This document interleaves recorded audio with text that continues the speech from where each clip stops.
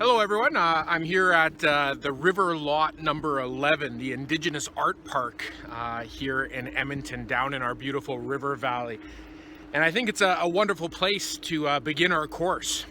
This course, the course code is Religious Studies 35, but the name of the course is In Search of the Good. And I think that's such a wonderful, wonderful title for this course. And kind of something for us to live our lives by, searching for the good. In this course, it's exactly that. It's your search. And there's not many things that I'll say that you have to believe in. That's not my place to tell you that you have to believe a certain thing. I'll sometimes share my own opinion. And so I won't critique our own personal journey, because in the end, we're all searching. But the one thing that I will say right now is the one thing I have a hard stance on is you're not allowed to just say, in regards to what it means to be a good person, is I'm going to be a good person and you be a good person, and let's just mind our own business. You do you, I do me. I'm not in a place to have a discussion about what it means to have a good life. I'm just going to be a good person, you be a good person, and life will be all good. But the problem is all of us generally think we're living the good life. Our belief systems are truly the right ones that will direct us to what it means to have a good life. And so the one thing I'll say though is you're not allowed to just say, I'm gonna live my good life, I'm gonna be a good person, you be a good person, and we'll just call it that. Because so many of us disagree on what that means to live the good life. And I'm not in the spot to tell you what that is, but I am going to say that we're searching for it. And I hope by the end of this course that you see the importance of searching for what it means to live the good life. I think being here in the Indigenous Art Park is kind of almost fitting. There is a philosophical concept called the transcendentals. To transcend, to rise to a higher plane. And typically, those have always been the truth, the good, and the beautiful. And this course challenges us to look at the truth, to look at the beauty, in hopes of finding what it potentially can mean to live a good life. And when I think of our Indigenous brothers and sisters, I think of the beauty and appreciation for Mother Earth, the beautiful artwork behind us, but also the great truths of the ancient teachings of the elders and their spirituality and the truths of living off the land. So that's what I want to focus on. I want to focus on the beauty and the truth. And actually, this is kind of exciting doing an online course, because for the first time ever, typically when you have 30 students, you have to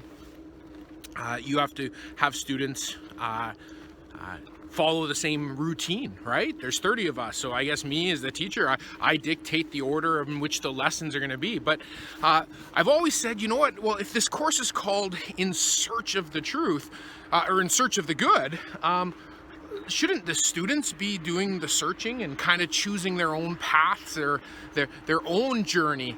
And honestly, this online will allow us to do that. This is going to be kind of like a choose your own adventure book. When you were a kid, I don't know how many of you guys remember those books, but those books, you'd read up to a certain page and then it would say, if you want to go this direction in the book, go to page 22. And if you want to go this direction, you go to page 68. So it's like a choose your own adventure. You will have, at the end of this first lesson, a choice to go down the path of truth or go down the path of beauty. And I'm not sure which one will be the best fit for you. But that's the cool part about doing this, is choose your own adventure. You'll figure it out. Now, the lesson, though, is we have to kind of understand these transcendentals, the truth, the good, and the beautiful. What does that mean? And it's been a discussion amongst many of the great philosophers of the time. Such great intellectual thinkers like Aristotle, they spoke of the truth, the good, and the beautiful as well. In fact, Aristotle believed very strongly in our ability as humans to use our intellect and to use reason. And so Aristotle, he talked about the tripartite division, the three parts of human intellect. The first part was the productive part. This was found in the beauty of architecture. You can imagine the beautiful buildings of ancient Greece. Aristotle believed in the beauty. The first part of the tripartite of our human intellect was the productive, the beautiful. And then there was the practical. And this was our ability to have ethics and to be able to live the good life and look at the good life. And then there was the theoretical aspect of our intellect, and this was our search for the truth. So it was the productive, the practical, and the theoretical. Once again, the truth, the good, and the beautiful. But then some of the great ethicists of our time, Immanuel Kant, he actually wrote 3 books, and these 3 books had the themes of the truth, the good, and the beautiful. The first book was The Critique of Reason. Once again, very much like Aristotle, the importance of humans to be able to reason through thought processes. That brought us closer to the truth. Then there was The Critique of Practical Reason. So the first one is the critique of pure reason. The critique of practical reason brought us to the good life.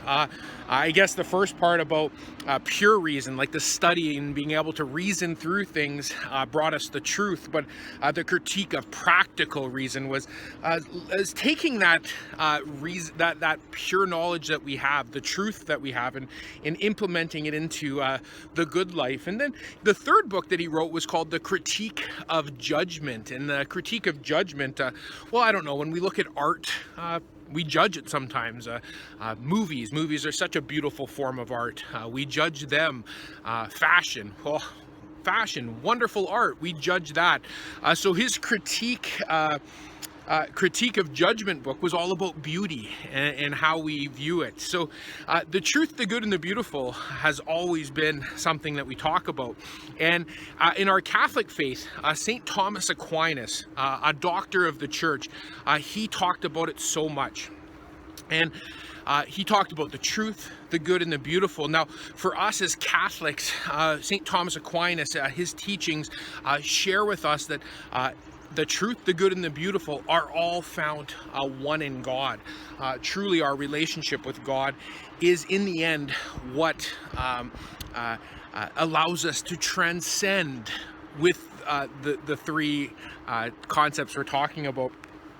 And so St. Thomas Aquinas, he did such wonderful work on it. But to be honest, a video from a Christian university advertising students to come to their school, I actually think kind of expresses the Christian point of view on the truth, the good, and the beautiful very well. And so I want to share that with you.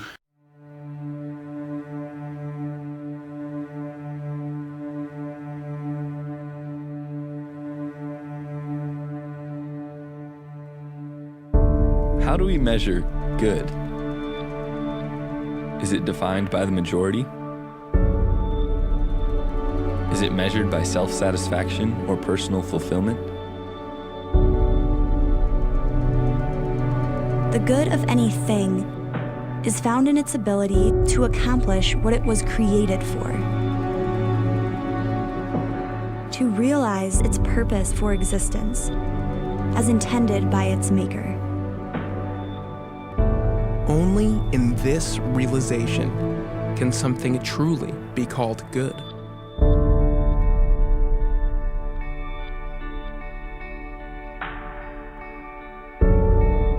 The good is possible only in the light of truth. Not truth as it is often defined today by personal preference or popular consensus, but truth as it is. Independent from opinions and emotions. And where goodness and truth exist, There, you will find beauty.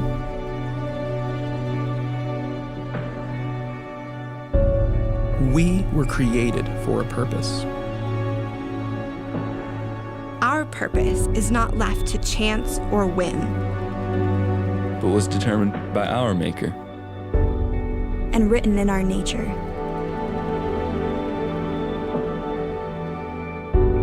Our purpose is to seek truth. In order to discover and to act on what is good and beautiful in this life. So that video had a very sequenced point of view of the transcendentals. The truth, not the truth defined by the secular world, but a truth found in the scriptures, the Holy Scriptures, the Bible. The truth leads to what is a good life, and a good life allows you to see beauty. And that's typically what many Christians believe, and I 100% concur with it. But I was also inspired a few years ago when I was at a conference, and I was listening to Bishop Robert Barron talking about evangelization. And he talked about the 7 steps to evangelize, to bring people to the love of Christ. And the number one thing he said when we're evangelizing is to always lead with the beautiful. And he talked about how one of the things that sometimes Christians don't do the best of when we evangelize is we hit them hard with the truth. We all have those visions of people knocking at our door from different Christian faith backgrounds, even possibly Catholic, and they're knocking at the door and they want to tell you the truth right away. They want to read the scripture to you. And people are like, whoa, whoa, whoa, I don't want that in my household. And it's pretty intimidating when you start with the truth, as much as it's something I believe so strongly in. Bishop Robert Barron was talking about we lead with the beautiful, lead with the beauty of our church and relationships, the beauty of nature, the beauty of our human connections with one another. And that resonated with me a lot. Maybe we need to start with the beautiful. And I looked to Scripture. I looked to Scripture to see if there was any guidance there. And we always have to be careful when we read Scripture because it can be interpreted in a lot of different ways. It really, truly can. So I'm just bringing up the Scripture piece that I found kind of inspirational regarding this. And it comes from the Gospel of Mark. And I want you to listen to what you think the first thing Jesus tells his newly appointed disciples to do. So here's the scripture reading, Mark chapter 3. He went up to the mountains and called to him those who he wanted, and they came to him. And he appointed 12, whom he also named apostles, to be with him and to be sent out to proclaim the message and to have the authority to cast out demons. So when I ask students often, I say, well, when we read this scripture, what's the first thing Jesus asked the 12 to do? And most people gravitate to the part about to go proclaim the message, to go proclaim the truth, to go knock on the door. But actually the first thing he says is he asks them to be with him and then proclaim the message. And I always take that as to be with him, to be in the beauty of relationship and a brothership, to be with our fellow brothers and sisters, not in a moment of my truth trumps your truth, but just a moment of being with each other, experiencing the beauty that we all share, called life. And so I challenge as another way to look at these as maybe we should always look to the beautiful first. And when you look to the beautiful, it's hard not to see the good in the world. And when you start living a good life, you have to ask why. Why is this life the way it is? And that's where the truth of our God, the truth of our church, comes so alive. So I want to share a story, a personal story about the Transcendentals in my own life. And you know what? I've experienced both. How the truth has led to a good life, which leads to seeing the beauty, similar to what Immanuel Kant would say. Once again, the truth, our ability to reason, the truth leads to ethics, a good life, living a good life, a moral life that allows you to see the beauty in the world. See, I grew up Catholic, and the truth of the love of God was always in my household. And I had the scriptures in my life. The truth of God gave me the foundations to live a good life and to see the beauty. Many of the most beautiful things in my life have come from that path of the truth leading to the good, leading to the beautiful. But I think it can go both directions. Growing up Catholic, I believed in God. But a moment in my life, a sad moment in my life, was when my little brother died in a car accident. And he was young, he was in his 20s, and it was sudden. And to be honest, you guys, I was angry. I was very angry. And to be honest, nobody could sit down with me and bring a Bible and say, hey, here's the truth. The kingdom of heaven is real. Your brother is in the loving arms of our Father. I didn't want to hear that truth. There was nothing good about that situation. I didn't want anything to do with God at that moment. The one thing, though, that I've always been proud of myself, actually, is I've always kind of embraced saying yes to different opportunities, to seeing the beauty in other people's passions. I've always said I don't have a passion myself. My passion is other people's passion. I guess I'm passionate about passion. And so that's always opened up my eyes to seeing the beauty in the world, to seeing how other people potentially see it. And I've always looked to beauty to kind of revitalize me at times. And so in this case, when I was in such a dark moment after losing my brother and I didn't want to hear the truth, it was the beauty that brought me back. It was the beauty that brought me back to the truth. The more I inundated myself with the beauty of friends and families and passions of playing sports or reading books or traveling, as I started to see the beauty in all of these relationships, life started to feel good again. And when life started to feel good again, the recognition of it coming from the truth of God became very real. So it's not that one trumps the other. I believe St. Thomas Aquinas said it best when the truth, the good, and the beautiful are all encompassed in God. And that's what I challenge you as one aspect of in search of the good, is always look for the beautiful. I think sometimes we're quite judgmental of each other. I always use the example of sometimes you have kids who they look at the other students that they party on Friday nights. They have late night parties. Now granted, there's bad things that can happen that we should be cautious of in terms of our personal conscience when we're talking about high school parties. But some people will look at those kids and go, oh, I can't believe they do that. That's so sinful going to a high school party. And then there's like the cool kids who are going to the high school parties, and they're looking at the kids who they just want to have some fun and maybe go bowling on a Friday night or go play Scrabble with their grandma. I used to do that lots with my grandma Croning, and they're like, oh, look at those losers. Look at those losers going, and they're such nerds. I think that's one of the problems, is when we start judging what is beautiful. We have to be open-minded to all of the beauty, guys. I wish I could play Scrabble with my grandma on a Friday night. I wish I could. There was something beautiful about it.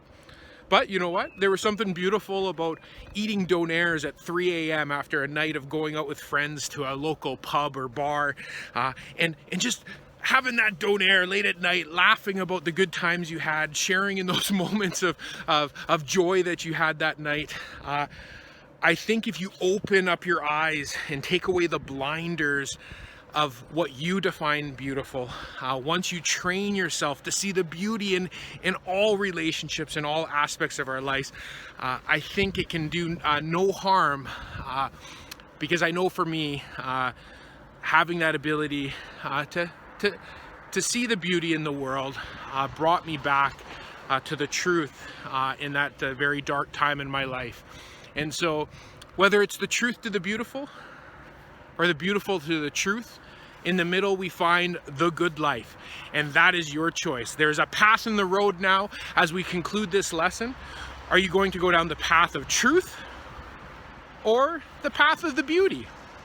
In the end, you'll have to go down both paths, but it's your search, not my search. And I wish you the best of luck in your search for the good.